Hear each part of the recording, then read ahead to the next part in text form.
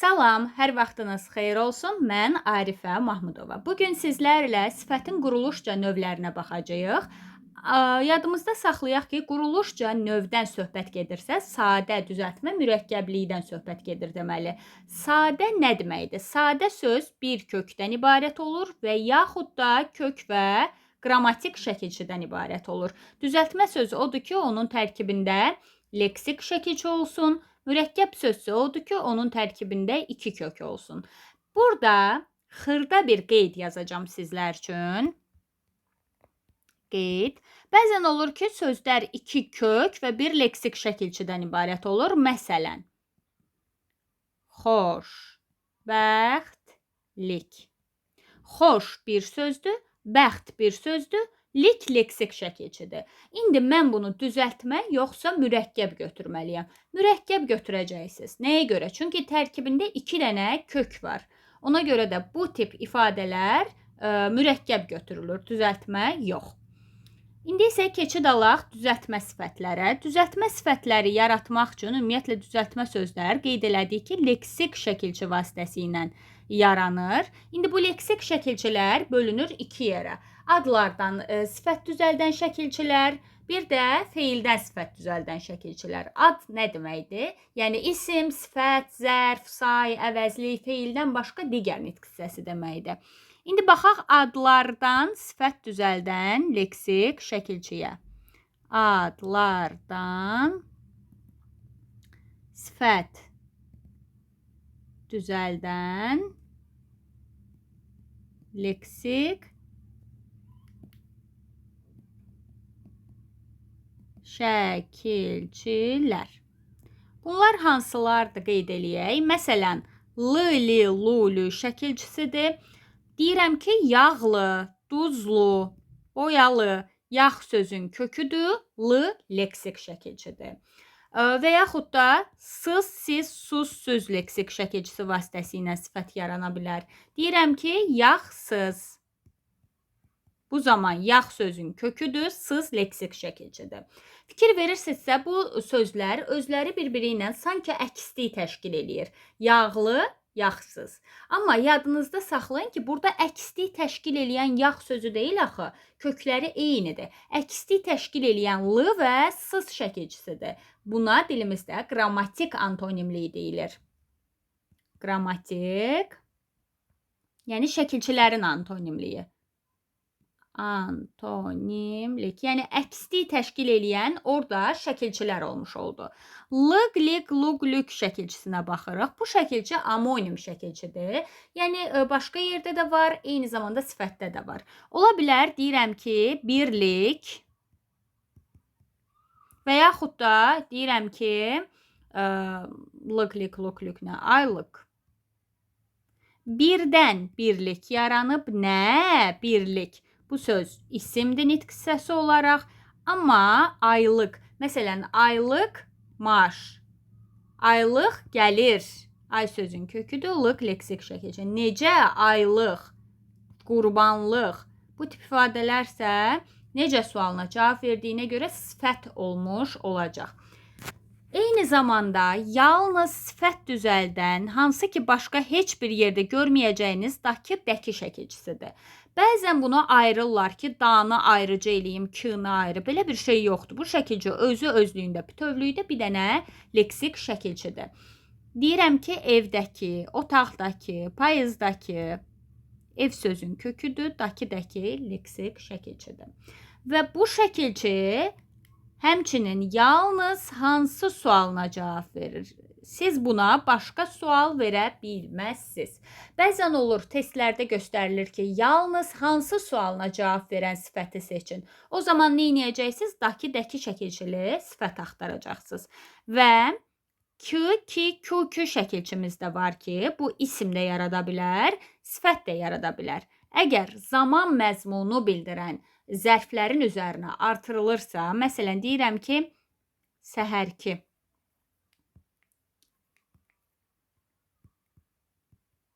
Səhər zaman zərfidir, bəli, amma səhərki sözü artıq sifət olmuş oldu. Deməli, və bu sifət yalnız hansı sualına cavab verir? Bunların ikisi də hansı sualına cavab verir? sifət olaraq Q2, hansı sualına cavab verir. Amma bir qeydi də yazaq. Amma məsələn, şəxs əvəzliklərinin üzərində olan ki, bu zaman biz sözün köküdür. İm bilirik ki, yəlik hal şəkilçisidir. Çünki şəxs əvəzlikləri mənsubiyyətə görə dəyişmirdi. Ki isə leksik şəkilçidir. Bu isə nitq hissəsi olaraq isim olmuş olacaq. Bir qeyd yazaq. Qrammatik şəkilçi, bunları qızıl qayda olaraq da sizlərə qeyd eləyəcəm. Qrammatik şəkilçi üstə gəl Q2 bərabərdir. Artıq riyaziyyat yazırıq. Bərabərdir isim. Baxın, bunu diqqətlə yadınızda saxlayın. Ola bilər deyim ki, ailəninki, məsələn, bizimki olmasın, deyim ailəninki. Ailə bu zaman sözün köküdür. Ailəninki, in, hal şəkilçisi ola bilər. Kiminki, bu mənada ki isə leksik şəkilçi olacaq. Və yaxud da orada sənin ailən düşünsəm, n-nı mənsubiyyətlə düşünsəm, digərin yəli halda düşünsəm, hər iki halda yenə də qrammatikdən sonra gələcək də. Ki, leksik şəkilçisi qrammatikdən sonra gələcək, bu zaman isim olmuş olacaq. Ümidvaram ki, bu hissə aydındır və yalnız sifət kimi hansı sualına cavab verir. İsim kimi, isimdə onsuz da hansı sualı yoxdur. Daha sonra cıl, cil, cul, cül şəkilçimiz var. Zarafatcıl deyə bilərik. Məsələn, ölümcül yazaq.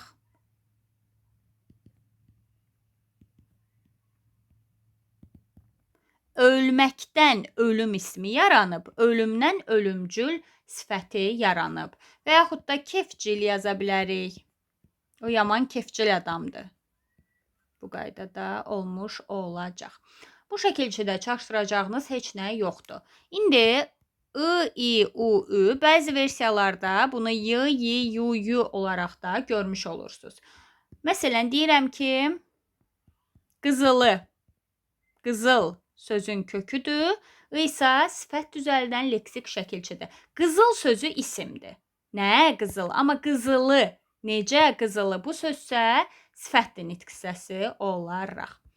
Daha sonra bəzi şəkilçilər var ki, bizim dilimizə başqa dillərdən keçirlər. Fars dilindən keçirlər, ərəb dilindən keçirlər. Bunlar daha çox bir variantlı şəkilçilərdir ki, onlar alınma şəkilçilər sayılır və adlardan sifət düzəldir bunlarda. Məsələn, deyirəm ki, dar şəkilçisi bir cür yazılır elə. Deyirəm ki, ev dar. Bu zaman dar leksik şəkilçi oldu. Kar şəkilçisi var, məsələn. Deyirəm ki, xilaskar. Xilas sözün köküdür. Kar, sifət düzəldən leksik şəkilçi. Xilaskar, necə? Xilaskar. Daha sonra elə buna oxşayan keş şəkilçimiz var. Məsələn, deyərik ki, qayğıkeş. Qayğı sözün köküdür. Bircə dəqiqə. Aha. Keş isə leksik şəkilçidir. Daha sonra i və v şəkilçimiz var bizim. Deyirəm ki, dairəvi, elmi, tibbi və s. Dairə sözün köküdür. V leksik şəkilçi. Elm sözün köküdür. İ leksik şəkilçi. Bəzən olur ki, sözlər, məsələn, deyirəm, qeyd kimi yazaq, bunları qeyd. Lüğəvi, mənəvi, daha sonra kimyəvi, əşyəvi, xəlqi, dünyəvi. Bu sözlər isə sadə sözlərdir. Yadınızda qalsın. Bunların tərkibində düzəltmə leksik şəkilçi yoxdur. Sadə sözlərdir. İndi baxıram. Lüğə sözü yoxdur dilimizdə. Lüğət sözü var. Ona görə lüğəvi sadədir. Mənə ya da mənəv sözü yoxdur. Mənəvi bir kökdən ibarətdir. Sadədir. Kimyə sözü yoxdur. Kimya sözü var. Ona görə də kimyəvi sadədir. Əşya sözü yoxdur, əşya sözü var. Ona görə də əşyəvi sadədir. Xəlq sözü yoxdur, xalq sözü var. Ona görə də xəlqi sadədir. Dünya sözü yoxdur, dünya sözü var. Ona görə də dünyəvi sadə sayılacaq. Dilimizdə bəzi şəkilçilər var ki, ümumiyyətlə dilimizdə normal versiyada birinci leksik şəkilçi artırılır, sonra qrammatik şəkilçi artırılır sözümüzə. Amma bəzi versiyalarda bu pozula bilir. Birinci qrammatik, sonra leksik artırıla da bilir. Yəni bunlar da mümkündür. Bəs hansı şəkilçilər gələndə bu baş verəcək? Məsələn, dakı, dəkidə bu halı görə bilərsiniz. Deyə bilərəm ki, əmimdəki. Əmi sözün köküdür. Mənim əmim, öz əmim, m mənsubiyyətdir. Dəki sifət düzəldən leksik şəkilçidir. Kü, ki, kü, kü şəkilçisində bunu görə bilərsiniz. Elə bayaqları məsələn bizimki sözünü qeyd eləmişdik. İndi də qeyd eləyək. Özümüz, kü. Öz sözün köküdür. Bizim özümüz, öz özümüz, ümüz mənsubiyyətdir. Kü leksik şəkilçidir. Və yaxud da gil şəkilçisində bunu görə bilərik. Məsələn, deyirəm ki, bacımgil. Bacımgil. Bacı sözün köküdür. Mənim bacım, öz bacım mənsubiyyətdir. Gilsə leksik şəkilçi olmuş oldu. Və yaxud da sız, siz, sus, süz şəkilçisində bunu görə bilərsiniz. Məsələn, yazıram ki, bacım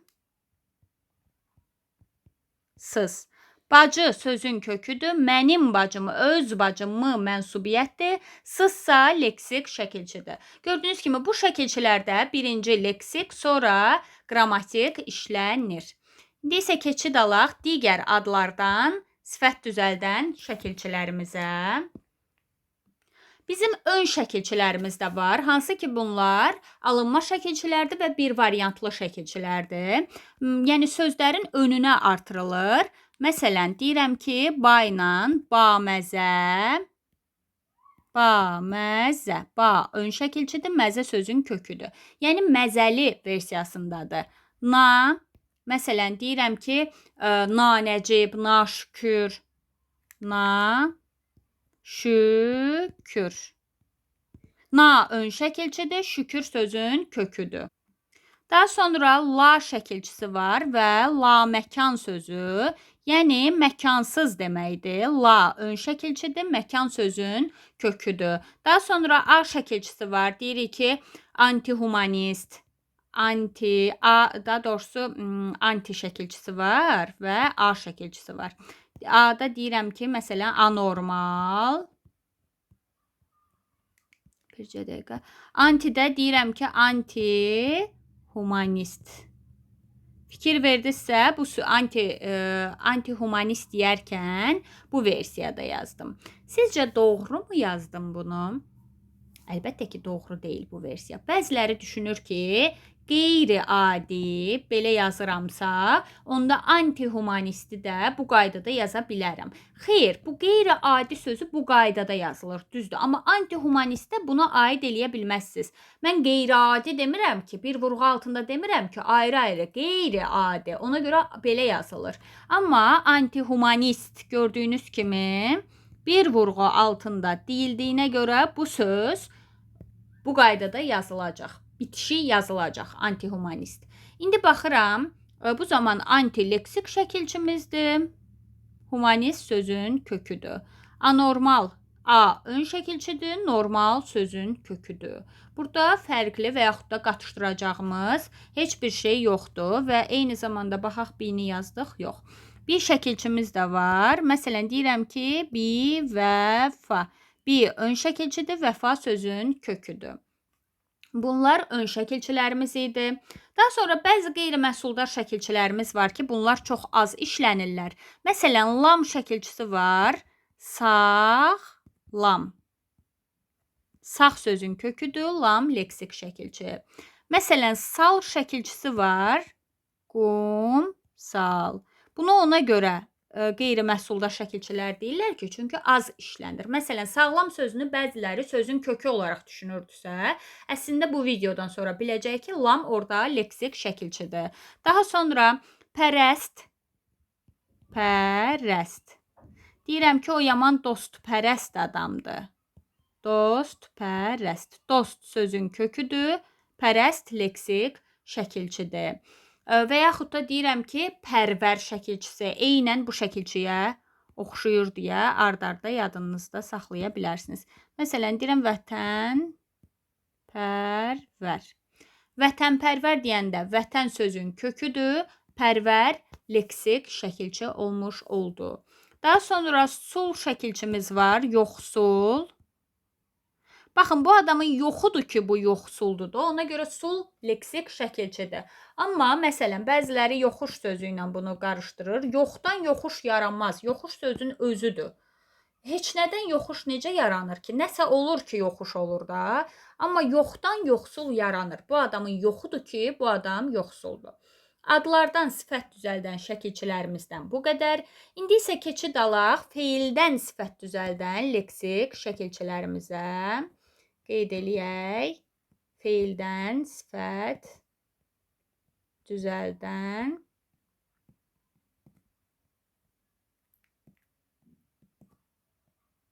şəkilçilər. Bunlar hansılardır? Ümumiyyətlə, bu şəkilçilər yadınızda qalsın ki, hamısı millidir. Hamısı millidir. Düzdür, indi alınma milli düşmür, amma yenə də hər ehtimal dedim sizə. Unc və ünc şəkilçimiz var.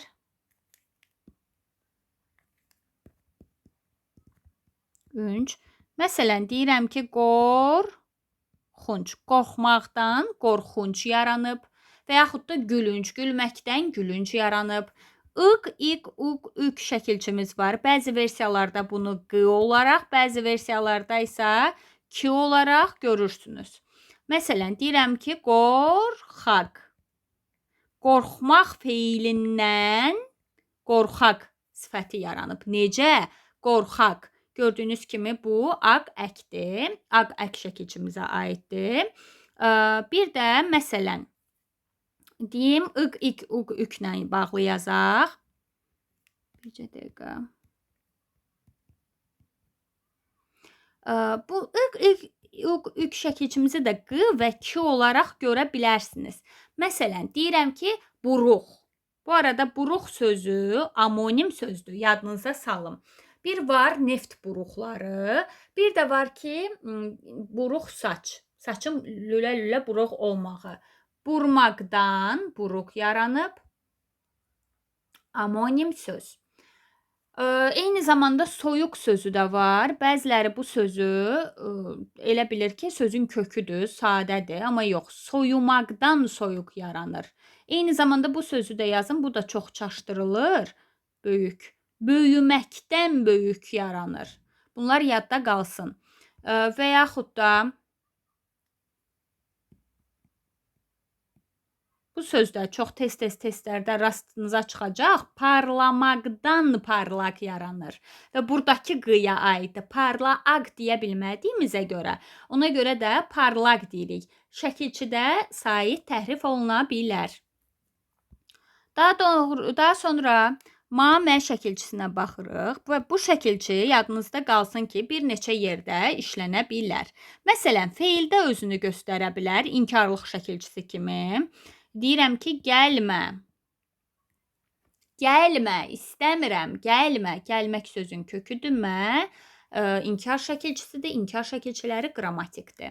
Və yaxud da ola bilər isimdə özünü göstərsin. Deyirəm ki, qovurma dadlı yeməkdir. Yemək adı oldu, nəyinsə adı oldu, deməli isimdir.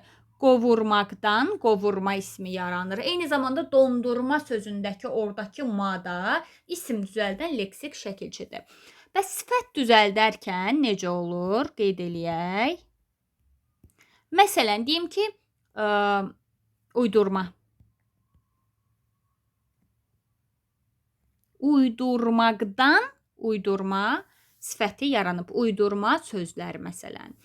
Daha sonrağın,ğin,ğun,ğun. Deyirəm ki, yorğun, yaman yorulmuşam, yorğunam, yorğun. Yormaqdan yorğun, özümü yoruram və yorğun oluram. Ğun burada leksik şəkilçidir. Daha sonra digər şəkilçilərimizi qeyd eləyək. Ucu, ici, ucu, ücü. Məsələn, deyirəm ki, kəsici. Testlərdə qarşınıza çıxacaq. Kəsməkdən kəsici. Və daha sonra qan, kən şəkilçimiz var. Qan, üstü 2, qan, kən şəkilçisi. Yəni, məsələn, deyirəm çalışqan və yaxud da döyüşkən. Döyməkdən döyüşmək yaranıb, döyüşməkdən döyüşkən. Döyürəm, döyüşürəm qabağımdakı adamla. Döyüşməkdənsə döyüşkən yaranıb. Daha sonra qın, üstü 4 şəkilçisi. Qın, kin, qun, kün bu şəkilçidir də. Məsələn, deyim bitkin. Testlərdə də bu söz çox öz əksini tapır. Bitməkdən bitkin, bitirəm də, artıq tükənirəm bu mənada. Və yaxud da başqa bir tutqun ola bilər. Hava tutqundur deyirəm, tutmaqdan tutqun yaranıb. Əlavə olaraq bir qeyd yazmaq istəyirəm sizin üçün.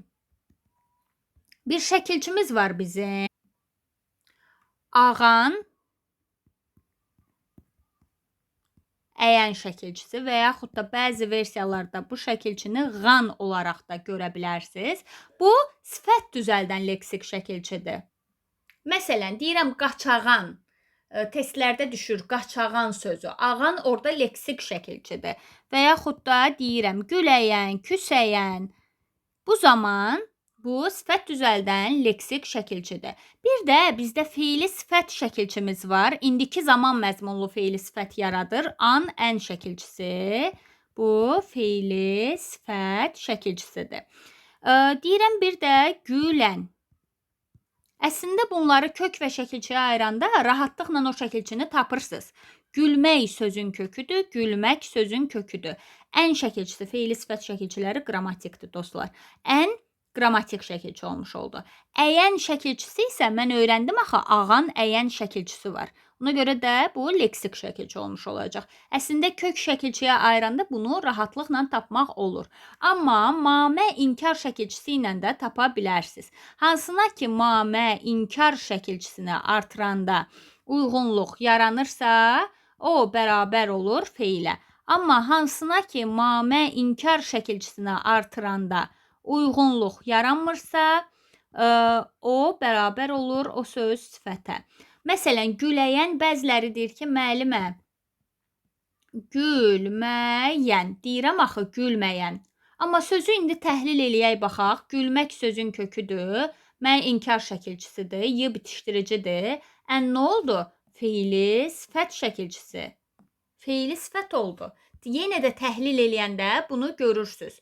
Amma siz deyə bilməzsiniz. Gülməyən. Belə bir söz yoxdur. Gördüyünüz kimi bu söz özlüyündə sifət oldu. Sifətdir ki, inkarlıq şəkilçisi ilə işlənə bilmədi. Ümidvaram ki, bu hissə aydındır. Yəni, inkarla işlənən feili sifətdir. Axı, feili sifəti feil mövzusunda öyrənirik. İndi isə keçid alaq mürəkkəb sifətlərə. Qeyd eləyək. Mürəkkəb sifətlər.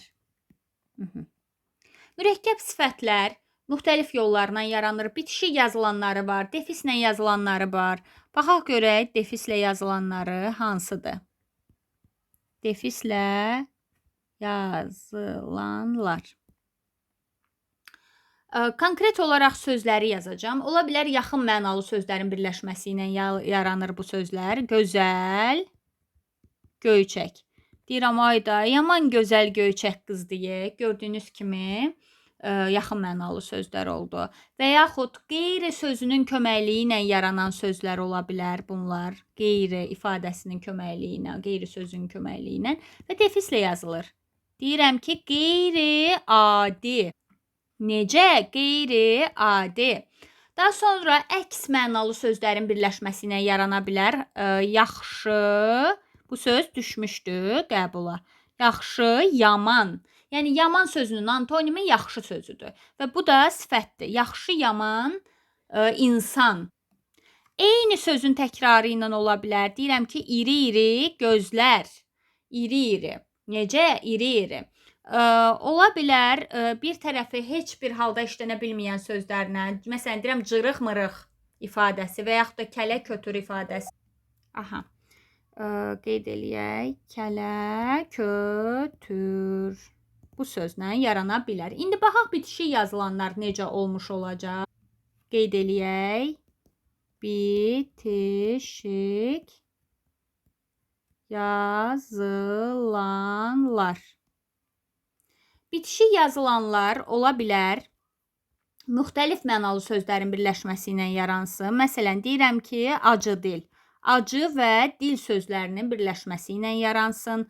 Daha sonra ola bilər biri sadə olar, biri düzəltmə sözü olar. Məsələn, deyirəm ki, yaxın mənalı, yaxın mənalı. Yaxın sözün köküdür. Burada da məna sözün köküdür. L leksik şəkilçidir. Məsələn, yaxın mənalı sözlər.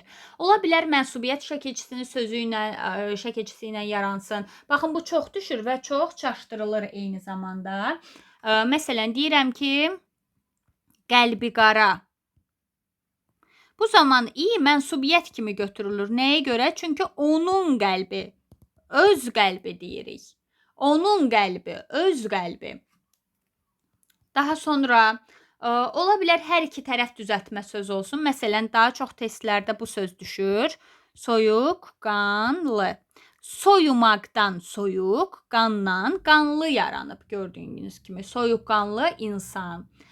Daha sonra ola bilər birinci tərəfi sifət olsun, ikinci tərəfi isim olsun. Deyirəm ki, göy, göz. Bildiyimiz kimi rənglər sifətdir. Göz sözü isə isim olmuş oldu. Daha sonra ola bilər ki, bə ünsürü vasitəsilə yaranır və bura 3 ifadə yazacağam. O 3 ifadəni qətiyyən zərf götürməyin digər dərslərdə. Rəngbərəng, cürbəcür,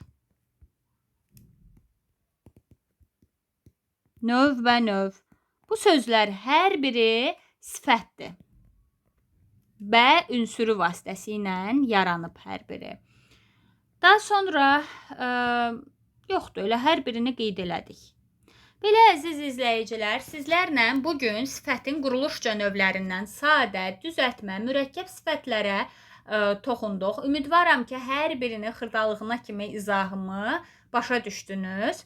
Əlavə olaraq hansı bölməyə aid dərs izahlarını və test izahlarını görmək istəyirsinizsə, rəy bölməsində qeyd eləməyi unutmayın. Sağ olun, salamat qalın.